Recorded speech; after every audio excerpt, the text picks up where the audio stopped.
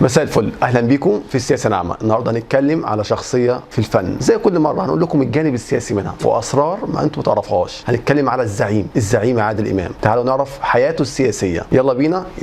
عادل امام من صغره وهو بيكره السياسه، لان والده بيجسد السياسه من وجهه نظره. والده صول في مصلحه السجون، كان بيضربه وكان يحجب على صوته، وكان عاوز يطلعه من المدرسه باي طريقه، وكان بيوديه لاماكن يشتغل فيها عشان يتعلم صنعه ويعرف ياكل منها عيش لما يكبر. عادل امام في الثانويه العامه انضم الحزب الشيوعي سري. ده كانت تجربه ليه وهو صغير، في سن صغير، وينضم بدون اي اهداف. اهم حاجه الهدف بتاعه اللي هو ازاي يهاجم الحكومه ويهاجم اخطاء الحكومه ويدافع عن الغلابه. ده كل هدفه، لكن ما كانش يعرف يعني ايه الشيوعيه، يعني ايه اهداف الحزب، يعني ايه الجماعه اللي كانوا منضم ليهم. هو عن طريق واحد زميله كان موجود في الحزب استدعاه او طلب اللي هو ينضم ليه، فرحب جدا. فضل معاهم وقعد ينفذ كل تعليماتهم ويمارس معاهم العمل السياسي لحد ما موقف حصل كانت بدايه خلاف ما بينهم.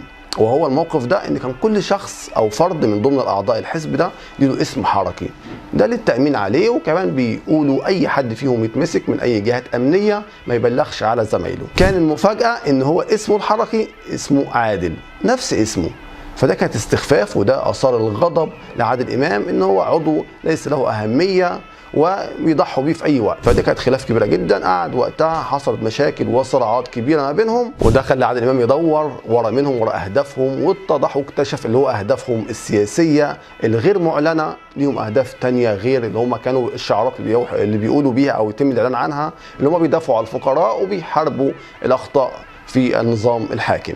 خاض التجربه دي واكتشف حقيقتهم فسابهم على طول، انضم لاحزاب تانية كان اشهرهم احزاب يساريه، وفي الاخر اكتشف برضه كان حصل فيه مشاكل كبيره جدا ما بينه، فخلاص ساب وخد قرار نهائي اللي هو مش هينضم لاي حزب سياسي تاني، لان خلاص كل الاحزاب السياسيه من وجهه نظره ليها اهداف خاصه بيها غير معلنه، غير اللي هم بيتاجروا بالشباب وبيجندوا الشباب، وكمان بالاضافه بيتاجروا بمعاناه الشعب المصري. وخلاص اخذ قرار نهائي اللي هو هيواجه او هيدافع عن الفقراء من خلال فرضه بدون الانتماء لاي احزاب سياسيه، من خلال الفن. اعماله الفنيه وضحت لينا ان هو كان بيحارب الكل. كان في اراء كتير جدا اختلفت اللي هو كان بيتجه للنظام وبيطبل النظام او بيدافع عن النظام، وفي اراء تانية بيقولوا اللي هو كان لا، كان بيوجه برضو او يكشف الفساد وبعض الاخطاء في النظام، وكمان بالاضافه الى محاربه الاسلام المتشدد. دي كانت اتجاهات مختلفه واراء مختلفه حول اعمال عادل امام وشخصيه عادل امام اللي هي مش مفهومه. فاعماله دي كلها محدش كان عارف يفرق ان هو عادل امام يساري ولا يمين، مع الحكومه ولا ضد، هل مع الفقراء ولا لا. وفي بدايه الثمانينات كان في اتفاق وتقارب مع الزعيم عادل امام مع نظام مبارك،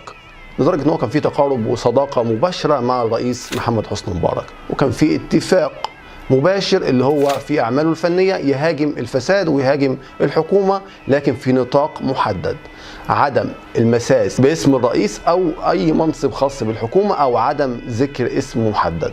وكمان من خلال افلامه حارب الرأسمالية، كان اشهرهم فيلم الغول اللي هو ازاي كان شخص رجل اعمال قدر ازاي يدمره ويدمر حياته، وفي الاخر الحل كان القضاء عليه وقتله. نرجع بقى لعلاقته بالرئيس محمد حسني مبارك الشخصيه. عادل امام استفاد من علاقته وتقربه من الرئيس محمد حسني مبارك من خلال تمرير عدد كبير جدا من المشاهد في اعماله السينمائيه والدراميه اللي كانت بتهاجم النظام وقتها او بتهاجم الحكومه بشكل عام بدون تحديد منصب او اسم زي ما قلنا لحضراتكم، زي في نطاق الاتفاق اللي كان ما بينهم، لدرجه انه مرر فيلم كامل ضد رغبه حبيب العدل وزير الداخليه وقتها، وهو فيلم عريس من جهه امنيه. ده كان فيلم كله كان معترض عليه، وكان في قرار بعدم ازاحته في اي منطقه ولا في اي مكان، وبالفعل قام استخدم علاقته بالرئيس محمد حسني مبارك وتم الموافقه وتم تمريره وازاحته، وكل ده احنا شفناه طبعا. عادل امام كان له انتقادات كتير جدا وهجوم عليه من خلال زمايله في الوسط الفني، وكمان الشعب المصري كان دايما بيقولوا له انت فنان النظام، من خلال افلامه اللي هو كان بيدافع دايما عن النظام، وكان بيحارب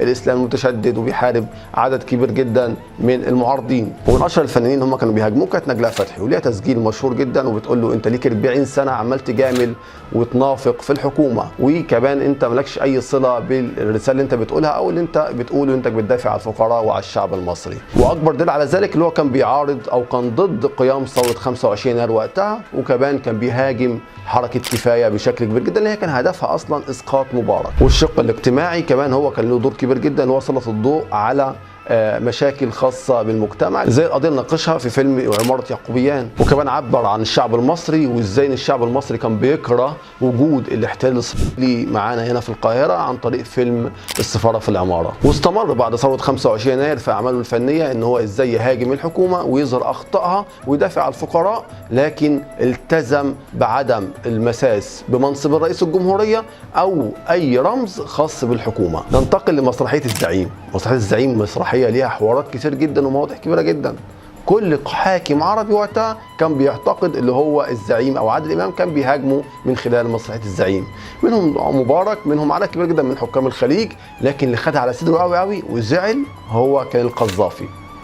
وده كمان اللي هو دبر له عمليه اغتيال ودعاه اللي هو يعمل مسرحيه، او من خلال دعاه مش شخصيا لكن من خلال هناك وزاره الثقافه اللي هو يعمل مسرحيه، يقدم مسرحيه في ليبيا. لكن تم انقاذه من خلال ضابط مخابرات ليبي بلغ وقتها صحفي مصري ان هو بعد المسرحيه هيتم اغتيالك في ليبيا، وده خلاه ما يروحش وانقذ حياته من الاغتيال. بشكركم جدا على متابعتكم لسياسه ناعمه، نشوفكم مع شخصيه جديده او عمل فني جديد وهنقول لكم ايه الجانب السياسي اللي فيه.